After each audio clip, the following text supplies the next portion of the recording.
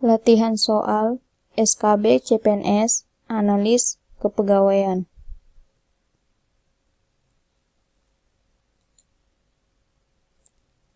Berdasarkan Peraturan Pemerintah Republik Indonesia Nomor 11 Tahun 2017 tentang Manajemen Pegawai Negeri Sipil. Nomor 1. Di bawah ini yang tidak termasuk dalam manajemen PNS yaitu A. Pengadaan, B. Pola karir, C. Mutasi, D. Diklat, E. Disiplin. Jawabannya D. Diklat. Ada beberapa manajemen PNS, yaitu meliputi penyusunan dan penetapan kebutuhan, pengadaan, pangkat dan jabatan, pengembangan karir, pola karir, promosi, mutasi, penilaian kinerja, penggajian dan tunjangan, penghargaan, disiplin, pemberhentian, jaminan pensiun dan jaminan hari tua, dan perlindungan. Di sini ada pengadaan, kemudian pola karir, terus mutasi, dan disiplin. Berarti yang tidak ada yaitu diklat.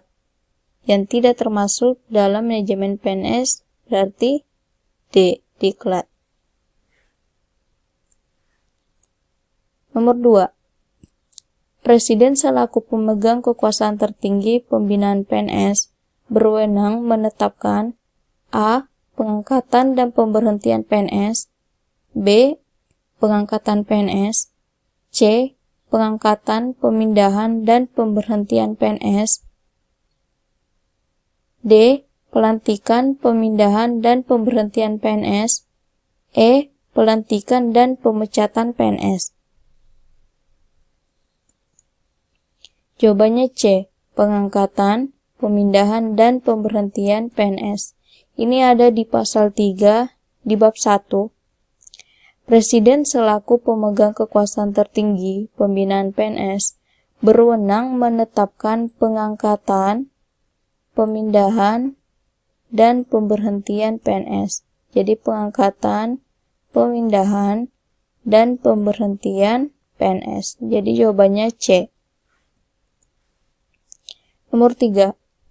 Setiap instansi pemerintah wajib menyusun kebutuhan jumlah dan jenis jabatan PNS berdasarkan A. Analisis kebutuhan PNS, B. Analisis jabatan dan analisis beban kerja, C. Analisis formasi dan analisis kebutuhan PNS, D. Analisis beban kerja, E. Analisis formasi dan analisis jabatan. Jawabannya B. Analisis jabatan dan analisis beban kerja. Ini ada di pasal 5 bab 2.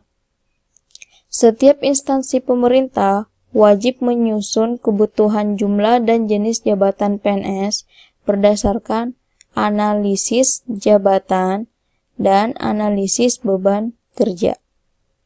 Jadi analisis jabatan dan analisis beban kerja. Jawabannya B. Nomor 4.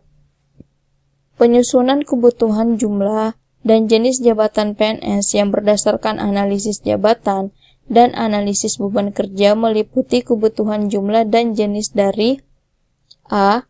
Jabatan administrasi dan jabatan fungsional, B. Jabatan pimpinan tinggi dan jabatan fungsional, C. Jabatan administrasi, jabatan fungsional, dan jabatan pimpinan tinggi, D. Jabatan pelaksana, jabatan fungsional, dan jabatan administrasi, E. Jabatan keahlian, jabatan keterampilan, dan jabatan administrasi. Jawabannya C. Jabatan administrasi, jabatan fungsional, dan jabatan pimpinan tinggi. Ini ada di pasal 7 bab 2. Penyusunan kebutuhan jumlah dan jenis jabatan PNS sebagaimana dimaksud dalam pasal 5 ayat 1 meliputi kebutuhan jumlah dan jenis. JA itu jabatan administrasi, JF jabatan fungsional, dan JPT jabatan pimpinan tinggi. Jadi jabatan administrasi, jabatan fungsional, dan jabatan pimpinan tinggi. Berarti jawabannya C. Nomor 5. Kebutuhan PNS secara nasional ditetapkan oleh Menteri pada setiap tahun. Setelah memperhatikan pendapat Menteri yang menyelenggarakan urusan pemerintahan di bidang keuangan dan pertimbangan teknis dari A. Kepala BKN, B. Kepala instansi, C. Pimpinan daerah, D. Wakil Presiden, E. Presiden. Jawabannya A. Kepala BKN. Ini ada di pasal 12 ayat 1. Di bab 2, kebutuhan PNS secara nasional ditetapkan oleh Menteri pada setiap tahun. Setelah memperhatikan pendapat Menteri yang menyelenggarakan urusan pemerintahan di bidang keuangan dan pertimbangan teknis dari Kepala BKN. Berarti jawabannya A. Kepala BKN. Nomor 6. Dalam pemberian pertimbangan teknis Kepala BKN dan penetapan kebutuhan PNS oleh Menteri untuk instansi pusat harus memperhatikan beberapa hal di bawah ini, kecuali A. Susunan organisasi dan tata kerja, B. Jenis dan sifat urusan pemerintahan yang menjadi tanggung jawabnya, C. Jumlah PNS yang akan memasuki batas usia pensiun, D. Data kelembagaan, E. Rasio antara anggaran belanja pegawai dengan anggaran belanja secara keseluruhan. Jawabannya D. Data kelembagaan. Ini dijelaskan dalam pasal 13 di bab 2. Dalam pemberian pertimbangan teknis Kepala BKN dan penetapan kebutuhan PNS oleh Menteri, sebagaimana dimaksud dalam pasal 12 dan ayat 2 harus memperhatikan untuk instansi pusat. Untuk instansi pusat, susunan organisasi dan tata kerja. Berarti ini masuk. Jenis dan sifat urusan pemerintahan yang menjadi tanggung jawabnya. Ini masuk. Jumlah dan komposisi PNS yang tersedia untuk setiap jenjang jabatan. Jumlah PNS yang akan memasuki batas usia pensiun. Ini masuk. Rasio jumlah antara PNS yang menduduki jabatan administrator, jabatan pengawas, dan jabatan pelaksana, dan jabatan fungsional. Rasio antara anggaran belanja pegawai dengan anggaran belanja secara keseluruhan. Ini juga masuk. Berarti yang tidak ada di sini adalah data kelembagaan. Jawabannya D. Nah, untuk ini kan kalian lihat A untuk instansi pusat, itu masih ada lanjutan dari pasal ini, yaitu B, kalau tidak salah ada untuk instansi provinsi, kemudian ada juga untuk kabupaten. Nah, data kelembagaan ini kalau saya tidak salah masuk ke provinsi. Nomor 7. Pengadaan PNS di instansi pemerintah dilakukan melalui tahapan A. Perencanaan, pelamaran, pengumuman lowongan, dan seleksi, B. Perencanaan, pengumuman lowongan, pelamaran, dan seleksi, C. Pengumuman lowongan, perencanaan, pelamaran, dan seleksi, D. Pelamaran, perencanaan, pengumuman lowongan, dan seleksi, E. Pengumuman lowongan, pelamaran, perencanaan, dan seleksi. Jawabannya B. Perencanaan, pengumuman lowongan, pelamaran, dan seleksi. Ini ada di pasal 19 bab 3. Pengadaan PNS sebagaimana dimaksud dalam pasal 15 dilakukan melalui tahapan perencanaan, pengumuman lowongan, pelamaran, dan seleksi. Jadi perencanaan dulu, baru pengumuman lowongan, kemudian pelamaran, dan seleksi.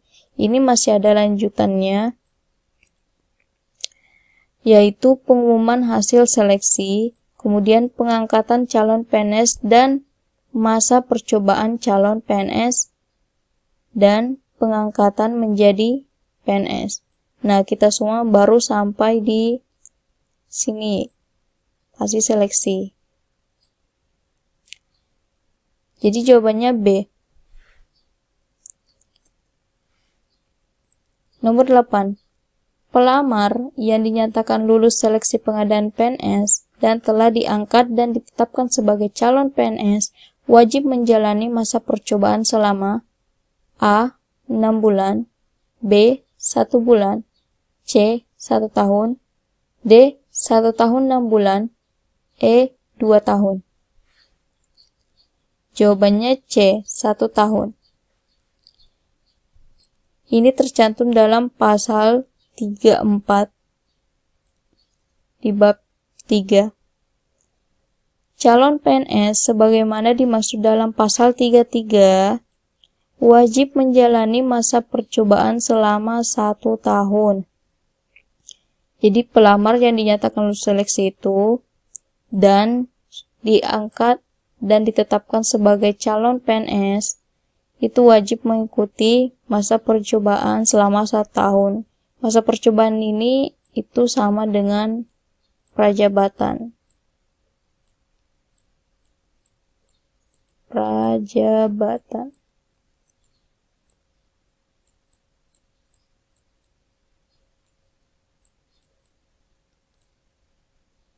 Ya. Jadi yang dimasuk masa percobaan sini adalah masa prajabatan dan itu berlangsung selama 1 tahun. Jadi jawabannya C. Nomor 9. Calon PNS akan diberhentikan dengan hormat dan diberikan hak kepegawaian sesuai dengan ketentuan peraturan perundang-undangan apabila calon PNS tersebut diberhentikan karena A. Mengundurkan diri atas permintaan sendiri, B. Meninggal dunia, C. Terbukti melakukan pelanggaran disiplin tingkat sedang atau berat, D. Menjadi anggota dan atau pengurus partai politik, E. Tidak bersedia mengucapkan sumpah atau janji pada saat diangkat menjadi PNS. Jawabannya D. Meninggal dunia. Jadi ada beberapa hal yang menyebabkan calon PNS diberhentikan apabila yang pertama itu mereka mengundurkan diri atas permintaan sendiri, kemudian meninggal dunia, terbukti melakukan pelanggaran disiplin tingkat sedang atau berat, memberikan keterangan atau bukti yang tidak benar pada waktu melamar, dihukum penjara atau kurungan berdasarkan putusan pengadilan yang sudah mempunyai kekuatan hukum yang tetap, menjadi anggota dan atau pengurus partai politik, atau tidak bersedia mengucapkan sumpah atau janji pada saat diangkat menjadi PNS. Nah, dalam hal calon PNS yang tewas, mereka ini atau meninggal dunia, mereka ini diberhentikan dengan hormat dan diberikan hak kepegawaian sesuai dengan ketentuan peraturan perundang-undangan. Jadi jawabannya B. Meninggal dunia. Nomor 10. Jenjang jabatan administrasi dari yang paling tinggi ke yang paling rendah terdiri atas A. Jabatan pengawas, jabatan administrator, dan jabatan pelaksana, B. Jabatan pengawas, jabatan pelaksana, dan jabatan administrator, C. Jabatan administrator, jabatan pelaksana, dan jabatan pengawas, D. Jabatan administrator, jabatan pengawas, dan jabatan pelaksana, E. Jabatan pelaksana, jabatan administrator, dan jabatan pengawas. Jawabannya D. Jabatan administrator, jabatan pengawas, dan jabatan pelaksana. Ini ada di pasal 50, masih di bab 3. Jenjang jabatan administrasi, ini jabatan administrasi kepanjangannya, dari yang paling tinggi ke yang paling rendah terdiri atas jabatan administrator, jabatan pengawas, dan jabatan pelaksana. Jadi jawabannya D. Nah, sekedar informasi, tadi saya dapat artikel dari Anissa Chai, blogspot.com. Jadi dia ini membagikan pengalamannya mengikuti seleksi SKB tahun 2018 kemarin. Di sini dikatakan soal SKB kebanyakan berfokus pada Undang-Undang ASN dan PP Manajemen PNS.